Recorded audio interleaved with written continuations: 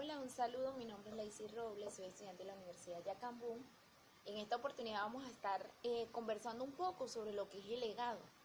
Decimos que el legado es una disposición testamentaria que no atribuye la cualidad heredero, es decir, es una disposición a título particular, cualquiera sea su contenido que constituya una disminución de la herencia, una disposición al cargo del heredero o tercero, es una liberalidad, un lucro que es favorecido o también una carga. Se denomina legado o mandato a través del cual una persona en su testamento decide repartir una parte muy concreta de sus bienes o otra determinada. Hablamos en todo caso de bienes individuales y no de proporciones de patrimonio. También recibe el nombre de conjunto de bienes que son objeto de legado. Cuando hablamos de los sujetos de legado, nos conseguimos con el testador, el heredero, el legatario y lo que es el prelegatario. Cuando hablamos del testador, es una persona capaz, en su sano juicio, con actos de última voluntad, dispone a su patrimonio mediante un testamento, como será atribuido a su patrimonio. El heredero son los ascendientes y descendientes.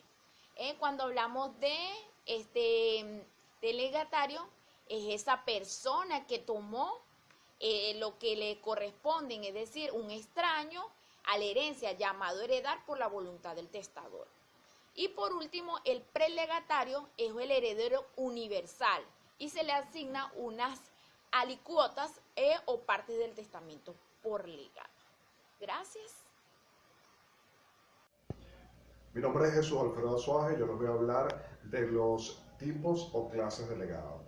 Existe un legado de cosas ciertas y es el más frecuente, sobre todo si se trata del que individualiza perfectamente uno o más bienes, muebles o inmuebles del testador. Esto está fundamentalmente legalmente establecido en el artículo 906 del Código Civil.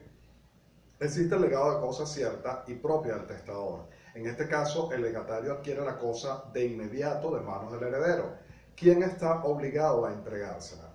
Si la cosa pereció durante la vida del testador o después de su muerte, el legado no tendrá efecto. Esto está contemplado en el artículo 957 del Código Civil.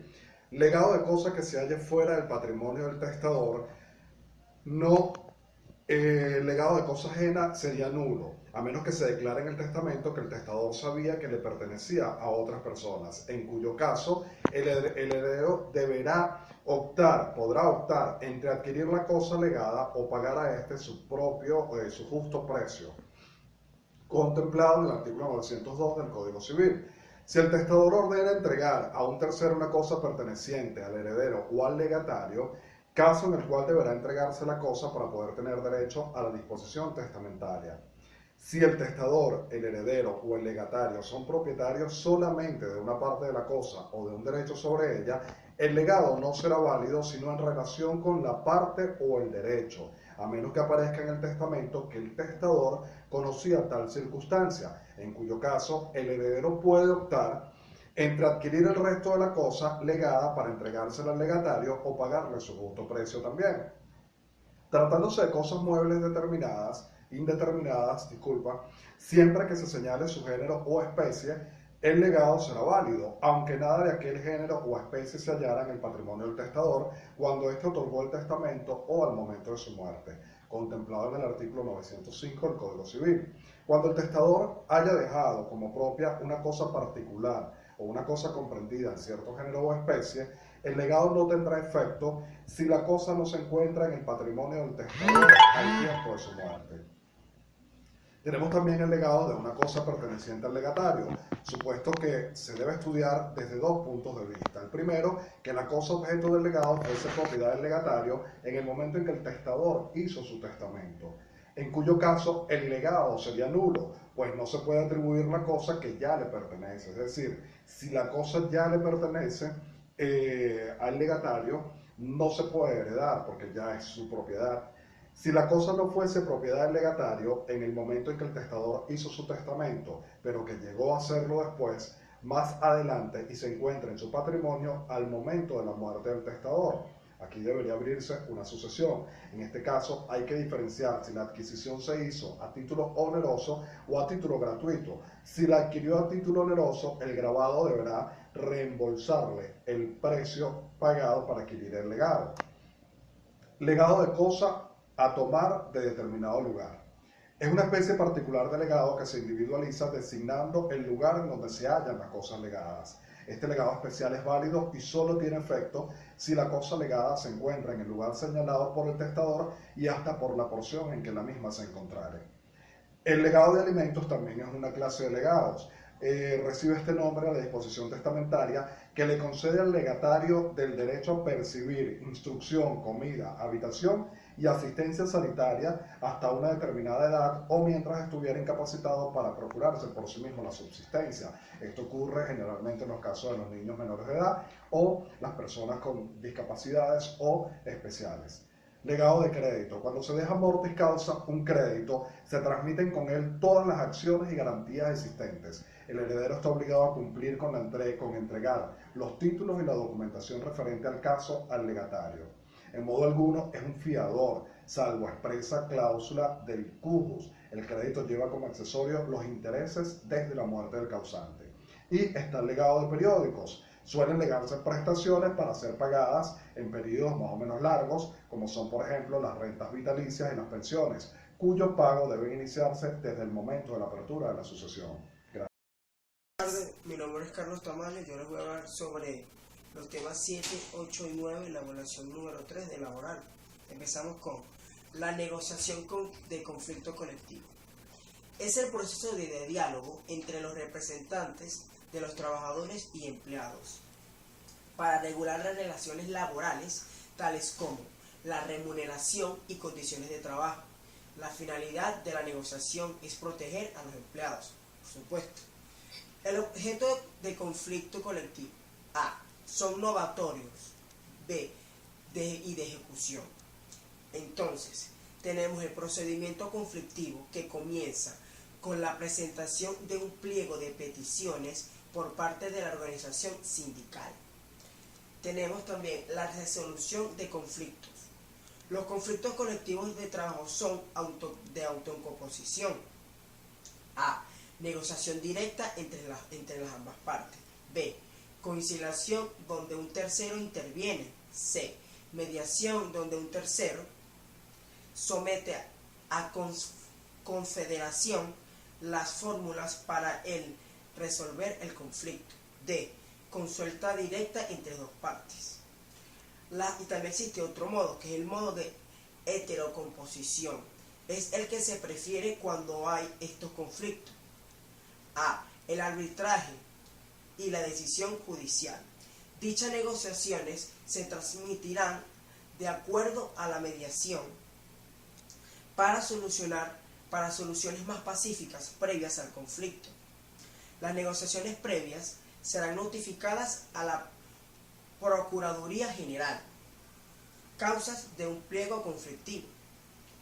Cuando se agotan los procedimientos conciliatorios entre ambas partes, también se encuentra que está la prohibición de nuevos planteamientos por parte de la organización sindical durante las discusiones del mismo. La notificación del patrono del pliego de peticiones. También la Junta de Conciliación cuando se admite el pliego conflictivo entre ambas partes. El acuerdo de la Junta de Circulación. Dichos acuerdos podrán contener términos de arreglo o que la discusión sea sometida a arbitraje.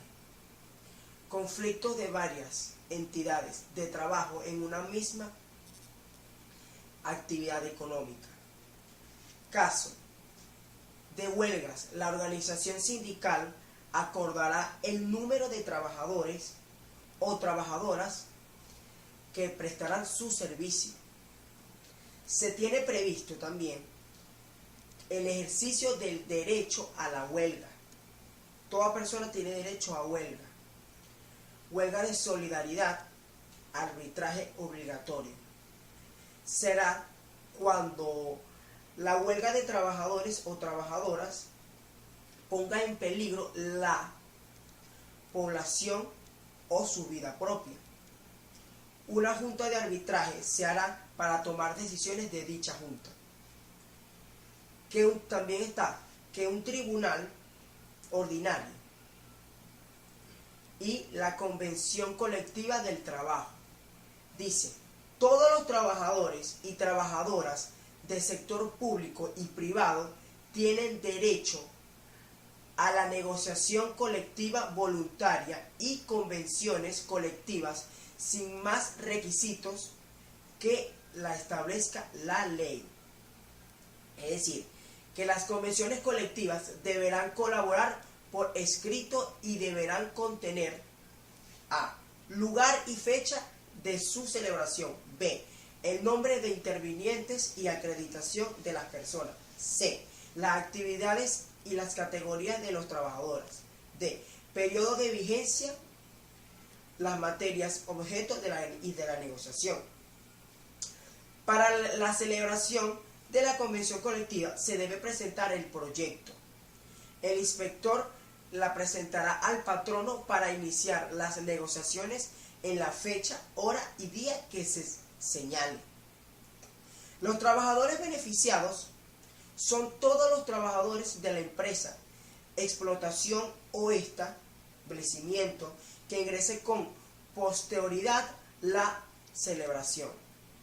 Los trabajadores no serán beneficiados son los contemplados en el artículo 42 y 45 de nuestra Constitución de la República Bolivariana de Venezuela. Convención colectiva como fuente del derecho laboral. Esta convención colectiva es fuente que concreta y crea un derecho meramente laboral. Principios que orientan el régimen de la convención colectiva. Está el principio del efecto expansivo. Está el principio de efecto automático. De todo lo expuesto se puede definir que el contrato colectivo establece cuáles son las condiciones en las cuales se debe el trabajador, el derecho y las obligaciones de ambas partes. Bueno, esto fue todo. Espero que lo haya entendido. Muchas gracias. Hola a todas aquellas personas que me observan a través de esta red social. Soy estudiante de la cátedra Derecho Civil Sucesiones dictada por la Universidad de Yacambú. En esta oportunidad el tema a abordar es con respecto a la legítima. La definición de la legítima, si bien es cierto, se encuentra tipificada en el artículo 883 del Código Civil venezolano, el cual contempla que es una cuota de la herencia que se debe en plena propiedad a los descendientes, a los ascendientes y al cónyuge sobreviviente que no esté separado de bienes legalmente. De hecho, el testador no puede someter la legítima a ninguna carga ni condición. Sin embargo, cualquier condición o límite que se establezca para la legítima es nula. Esto se debe a que la misma es un derecho de propiedad que se tiene asignado por la ley. Con respecto al artículo 884 del Código Civil, establece la legítima de cada descendiente, ascendiente legítimo o naturales, y la del cónyuge será la mitad de sus respectivos derechos en la sucesión intestada, y concurren y son excluidos y representados según el orden y reglas establecidas por dicha sucesión. A tal efecto, el monto de la legítima a tenor del artículo UC supra será la mitad de la cuota hereditaria. Esta cuota parte de la ley reserva a tales personas se denomina cuota legítima o cuota de reserva, o como luego de respetar esta porción el testador puede disponer libremente el resto de sus bienes, esta otra parte sustraída de toda vinculación se ha denominado cuota libre o cuota disponible. Por otra parte, es importante destacar quiénes son los herederos legitimarios.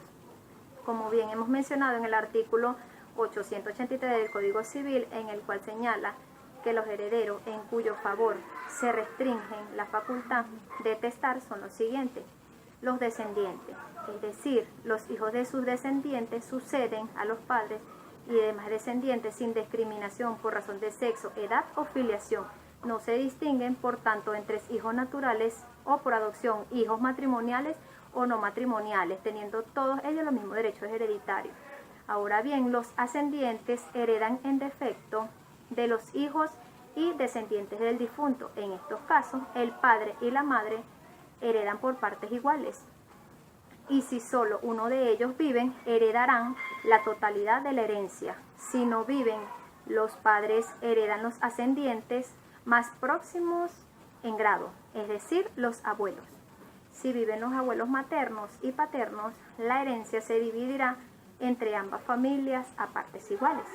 Ahora bien, el cónyuge hereda a falta de descendientes y de ascendientes y antes que los familiares colaterales, es decir, hermanos y sobrinos.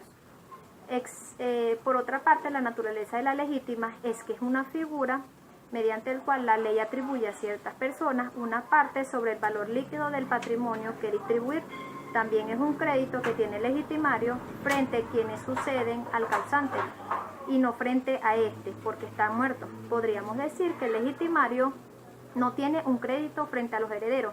Asimismo, eventualmente, frente al legatario, a falta de herederos, o si estos agotan los bienes que recibieron, a falta de los anteriores, frente a donatarios, efectivamente el legitimario posee ciertos derechos, tales como cobrar su legítima antes que los legatarios, solicitar la reducción o anulación de los legados o donaciones inoficiosas, impugnar cualquier acto del causante en fraude de su legítima, recibir la legítima libre, es decir, sin gravamen, sin carga, sin condición ni sustitución. Muchas gracias por su atención.